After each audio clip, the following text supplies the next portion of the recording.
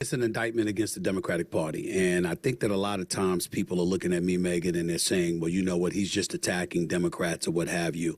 And I said, it's not just that simple.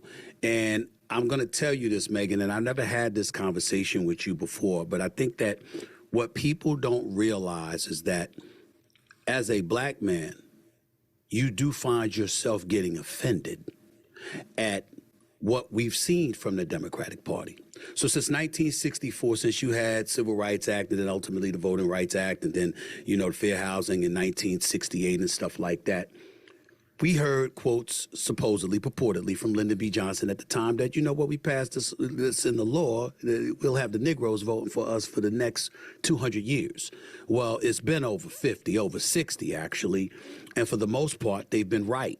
And so I've often said this, because we've been so transparent in our support for the Democratic Party, there's a reason why the black community, by and large, has been considered disenfranchised.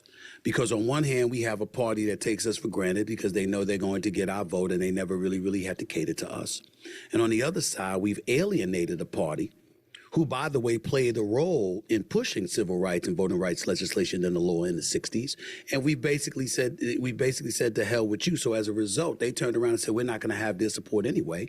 So you have one party taking us for granted. You have another party assuming they'll never get our support, and we get no representation.